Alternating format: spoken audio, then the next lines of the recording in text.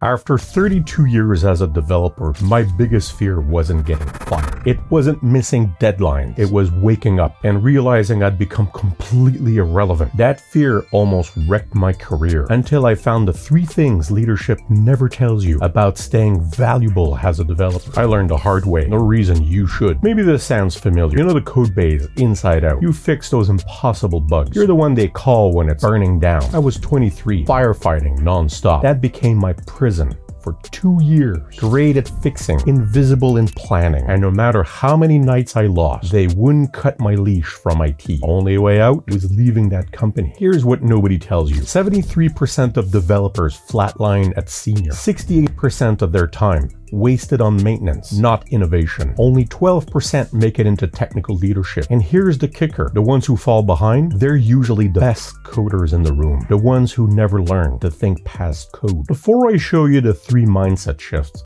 if you're stuck in this exact spot and you want a way out, join the Serious Stack. That's where the behind-the-scenes playbook drop. Links in the description. Let's put you back on the path to leadership. Secret number 1, the problem finder mindset. I was a junior dev. Because I could deal with people, they shoved me into tech support. I told the owners, including the CTO, move off DOS, adopt SQL, try this new thing called Linux. It never happened. They stayed on their proprietary stack. The company eventually died. In '97, new owners walked in. I thought things might change. Their CTO kept me stuck in support. We butted head. I left. 1 month later, another guy left. 3 months later, the CTO was pushed out. Lesson: even when new blood shows up, doesn't mean they'll save you. That's when I learned. Fixing today's bugs means nothing if you can't see what breaks next month. The only thing I was missing was how to sell the change. Secret number 2, your strategic visibility problem. I was stuck babysitting a printer. That thing should have been thrown out years ago. I kept saying it was dead weight. Nobody listened. Then I stopped whining and started logging every incident. I added up my salary cost plus the cost of whoever was stuck waiting for their printout. That spreadsheet told a story that I couldn't. Leadership finally understood the real price of doing nothing. This was the first time they saw my work as business impact instead of grunt work. Secret number 3, the leadership language switch. I used to say things like, this code is cleaner, or this hardware is old. Nobody cared. But when I started saying, this saves 20 engineer hours every sprint, they listened. It's not about being technical. It's about speaking in cost, risk, and time. The day I switched my language, I wasn't just another dev. I was the guy tying tech to business. That shift flipped my whole career. In '99, I co-founded a company with my closest friend. Overnight, I went from senior dev to CTO. We ran it for 15 years before selling it in 2015. The buyers made us stay. My partner left. I stayed through another sale in